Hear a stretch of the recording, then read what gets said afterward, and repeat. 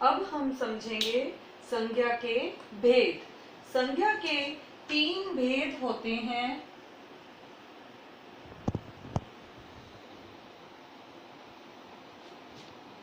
First, व्यक्तिवाचक संज्ञा।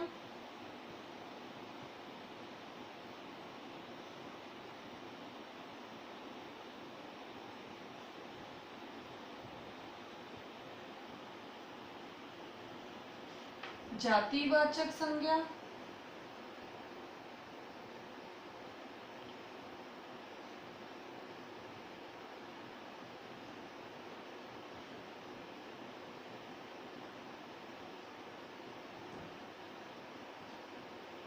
भाववाचक संज्ञा।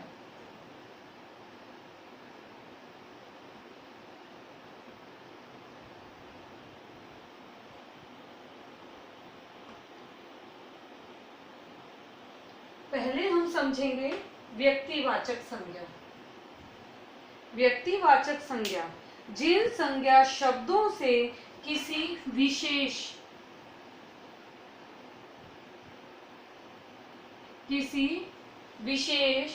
व्यक्ति, स्थान,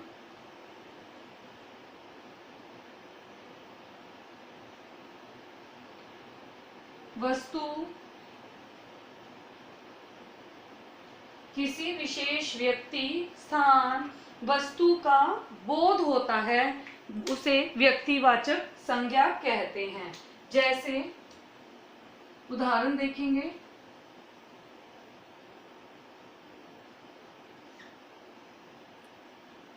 जैसे ताजमहल आगरा में है।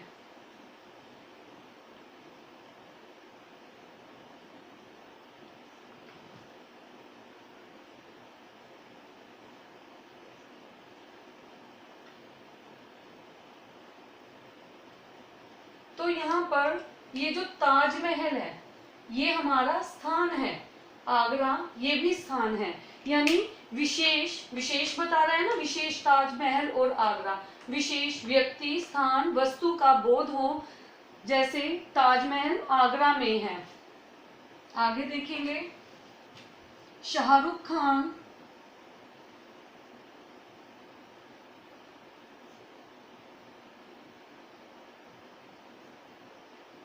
फिल्म अभिनेता हैं।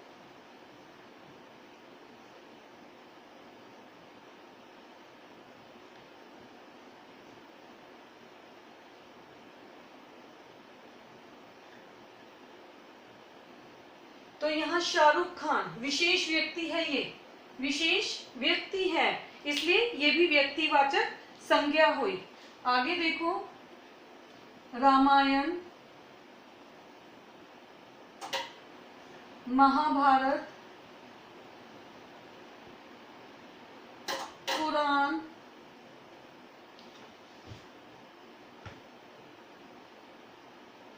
बाइबल,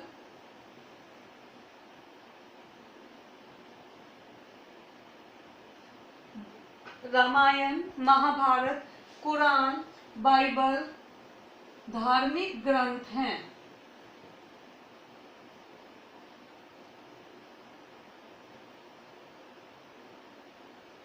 तो यहाँ पर रामायण, महाभारत, कुरान, बाइबल ये वस्तु है, विशेष वस्तु है, नाम दिया हुआ, स्पेशलिटी बताई गई है, इसमें धार्मिक ग्रंथ है, इसलिए ये सब व्यक्ति, स्थान, वस्तु व्यक्तिवाचक संज्ञा में आते हैं।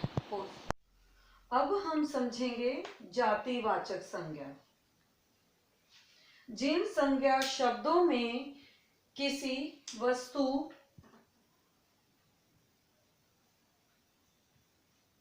व्यक्ति,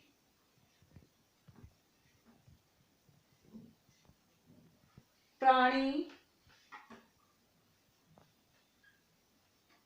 या स्थान की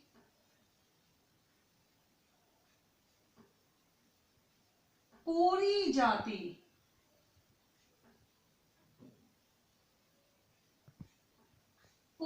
जाति का बोध हो, जातिवाचक संज्ञा कहलाता है।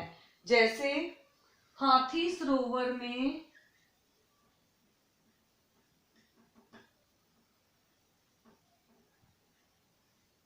हाथी सरोवर में नहा रहे हैं।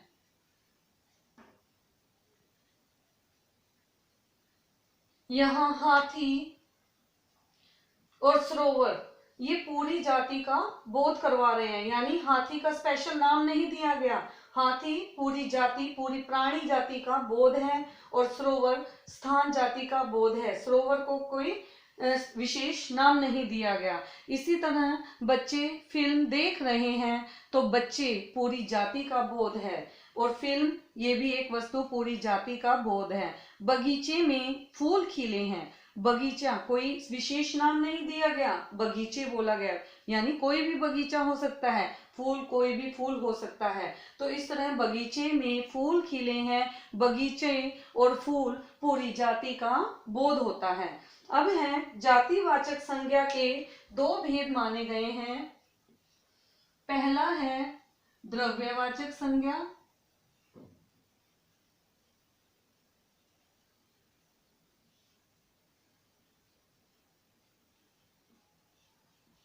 द्रव्यवाचक संज्ञा नाम से ही पता चल रहा है, द्रव्य यानी कि जो भी हमारी ठोस, द्रव्य, गैस अथवा धातु अधातु होती हैं, वे सब चीजें द्रव्यवाचक संज्ञा में आ जाती हैं। यानी आप जो भी साइंस में पढ़ते हो, लिक्विड फॉर्म या गैसेस फॉर्म में जो पढ़ते हो, मेटल, नॉन मेटल जो थिंग्स पढ़ते हो, वे सब द्रव्यवाचक संज्ञा में आ जाता है। जैसे स्टील,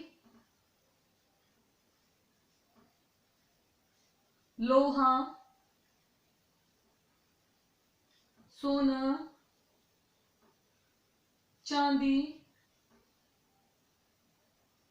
घी, लकड़ी, ऊन, खिलौने आदि ये सब द्रव्यवाचक संज्ञा कहलाते हैं। सेकंड है समूहवाचक संज्ञा।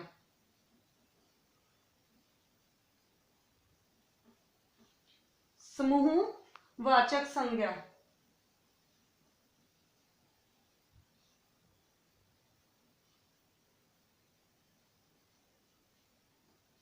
इसे हम समुदायवाचक संज्ञा भी कहते हैं।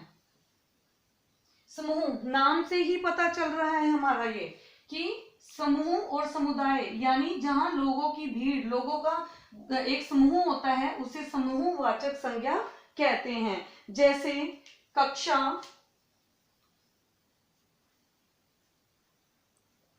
परिवार,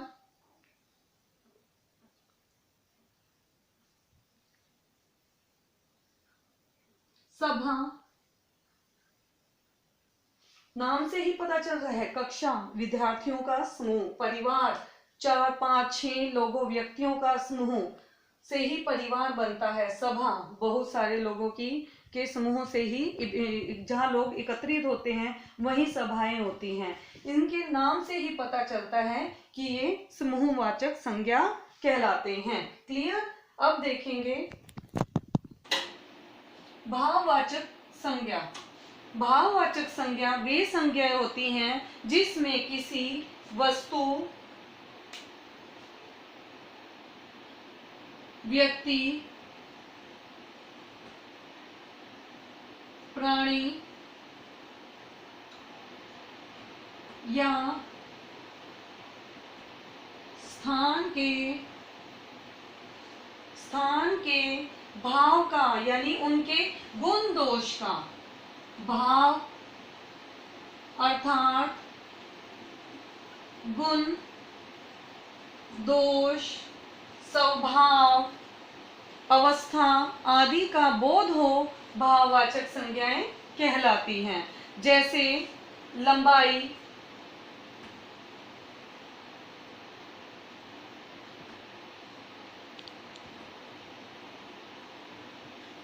चौड़ाई,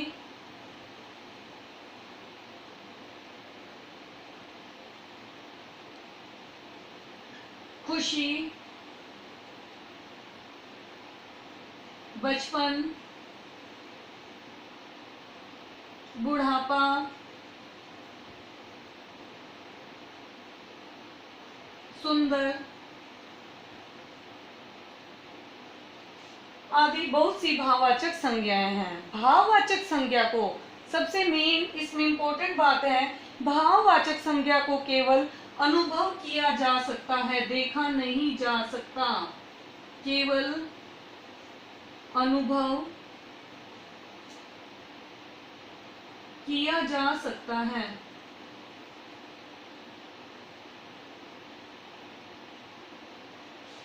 अनुभव किया जा सकता है, देखा नहीं जा सकता।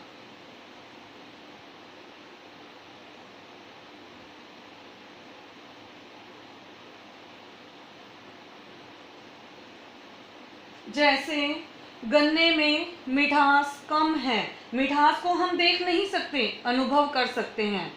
सबसे प्रेम से बोलो, उस प्रेम को हम अनुभव कर सकते हैं, देख नहीं सकते।